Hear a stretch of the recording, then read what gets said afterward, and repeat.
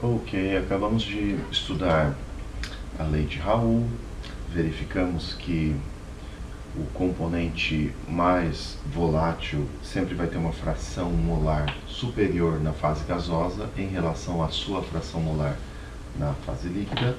Então vamos lembrar alguns aspectos aqui, né? Da lei de Raoult, por exemplo, digamos que você tenha dois componentes, o componente A e o componente B. Digamos que o componente A seja o componente mais volátil. Você poderia pensar, por exemplo, em A sendo benzeno, por exemplo, e B sendo metilbenzeno ou tolueno, por exemplo. Então, pela lei de Raoult, você pode dizer que a pressão de vapor do componente A na solução vai ser igual à sua fração molar na solução, multiplicado pela pressão de vapor do líquido puro. Da mesma forma, a pressão de vapor do componente B na solução vai ser igual à fração molar do componente B, multiplicado pela pressão de vapor do componente B puro. Eu poderia modificar um pouquinho e colocar assim, ó, a pressão de vapor do componente B é igual a 1 sobre, ou melhor, 1 menos a fração molar do componente A, que multiplica a pressão de vapor do componente B puro. Por que isso? Você deve se lembrar que a soma das frações molares sempre é igual a 1. De tal forma que eu posso ter uma expressão para a pressão total. Você sabe que a pressão de vapor total no sistema vai ser a pressão de vapor do componente A mais a pressão de vapor do componente B. Então já tenho ali em cima, pela lei de Raoult, as expressões para essas pressões de vapor. Então você tem aqui fração molar de A, pressão de vapor do líquido A puro, mais fração molar de B, pressão de vapor do líquido B puro. Mas você sabe disso aqui, então você pode modificar um pouquinho essa expressão.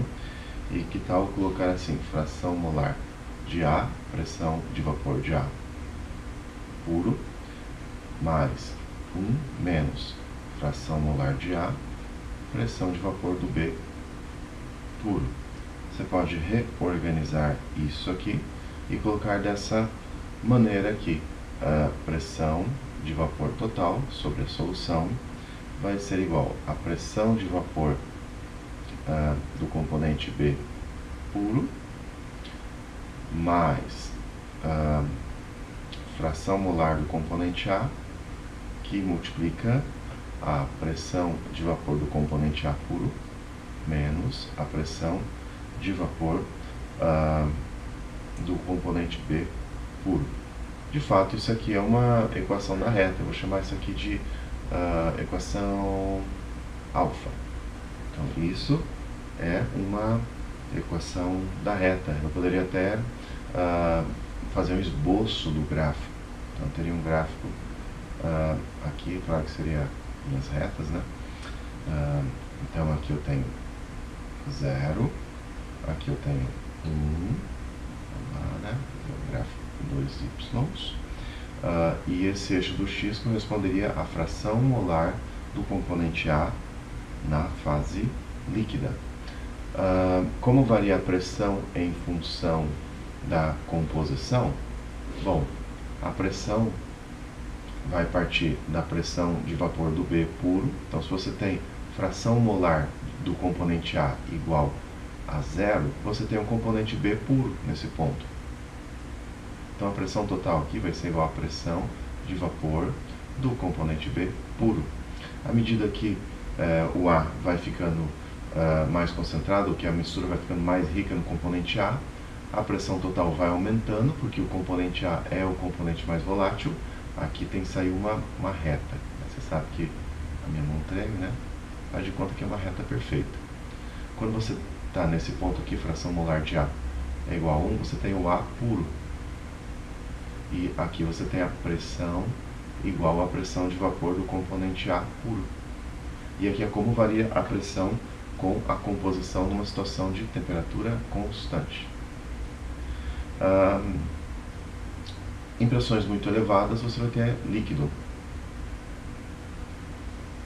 Em pressões muito elevadas. É claro que aqui abaixo você vai ter outra coisa, não apenas o líquido. Então aqui seria a pressão total, o gráfico da pressão total em função da fração molar na fase líquida. E que tal se nós nos concentrarmos agora na fração molar na fase gasosa? Então, quem vai reger isso aí vai ser a lei de Dalton das pressões parciais. Então, você pode dizer, por exemplo, que a pressão parcial do componente A, que já foi calculada com a lei de Raoult, vai ser igual à fração molar desse componente A na fase gasosa, multiplicado pela pressão total. Então, veja que agora eu estou usando o Y para expressar a fração molar na fase gasosa. Então, eu poderia colocar essa expressão dessa maneira. Y de A igual pressão parcial de A sobre a pressão total. Eu já tenho aqui em cima a pressão parcial de A, que é a pressão de vapor do componente A, e eu já tenho a pressão total, de tal forma que eu posso substituir isso aqui. Então, isso aqui vai ficar igual.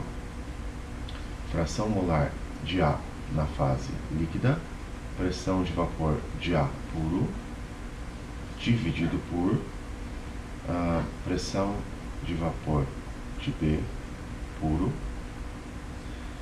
mais fração molar de A, pressão de vapor de A puro, menos pressão de vapor do B puro. Então, isso aqui seria a fração molar do meu componente A na fase gasosa em função da fração molar na fase líquida. Joia, né? Vou dar uma pausa aqui para tomar uma água e já volto. Bom, então aqui nós temos a fração molar do componente A em função fração molar do componente A na fase gasosa em função da sua fração molar na fase líquida. Eu poderia resolver isso aqui para a fração molar na fase líquida.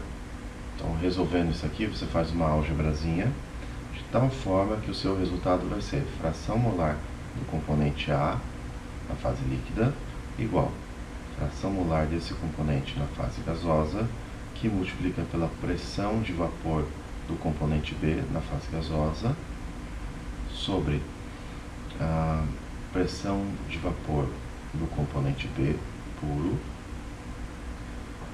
mais, aqui no denominador, ficaria pressão de vapor do componente B puro, menos pressão de vapor do componente A puro, fração molar de A na fase gasosa. Então, isso aqui eu poderia chamar de expressão beta.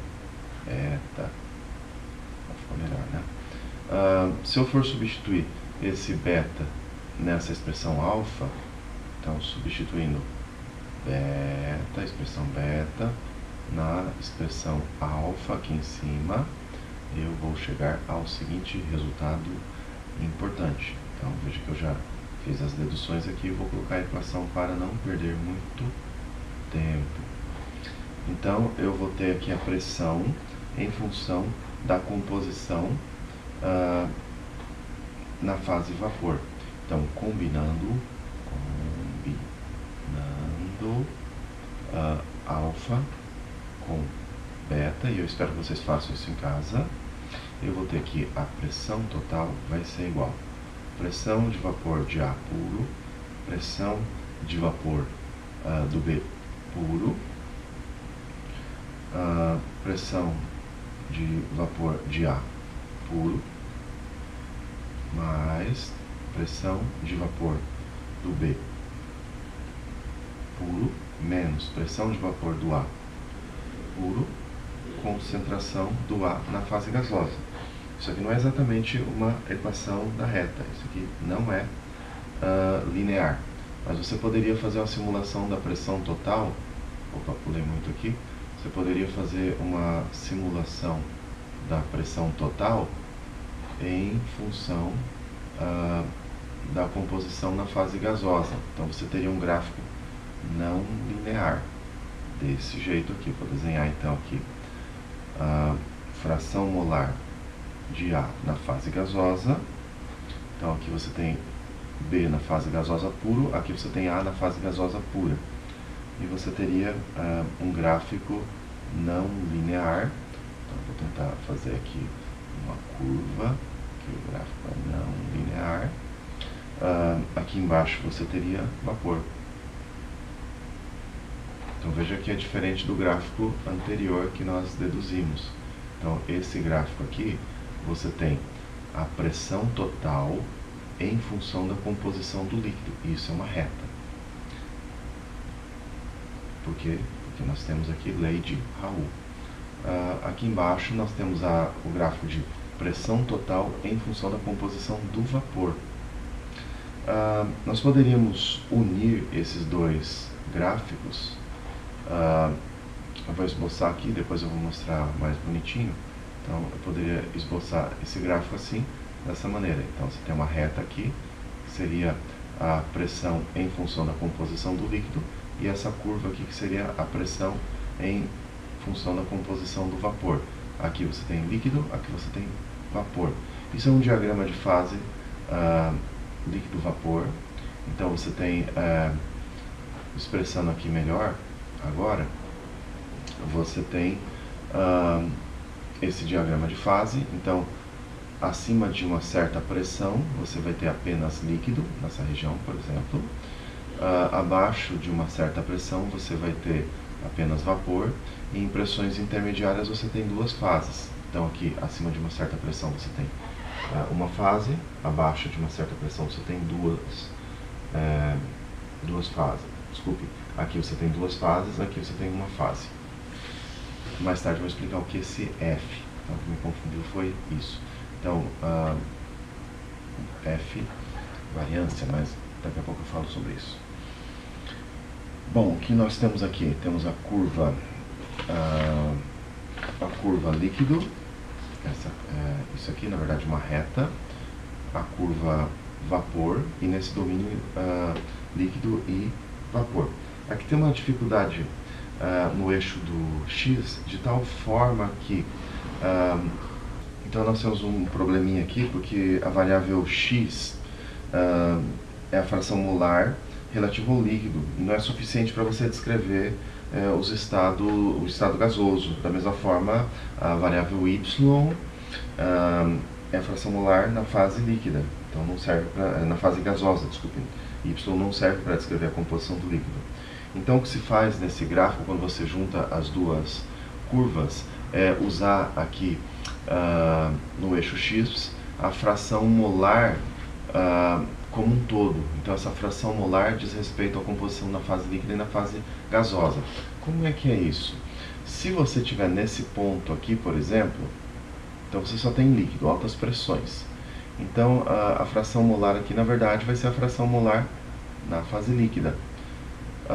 Se você estiver nesse ponto aqui, por exemplo, nesse ponto, então aqui esse valor de eixo do X vai corresponder à fração molar na fase vapor, e esse valor aqui de eixo de X vai corresponder à fração molar na fase líquida. Bom, a aula já está ficando um pouquinho extensa demais, então na próxima aula eu continuo a falar sobre esse tipo de diagrama de fases. Até lá!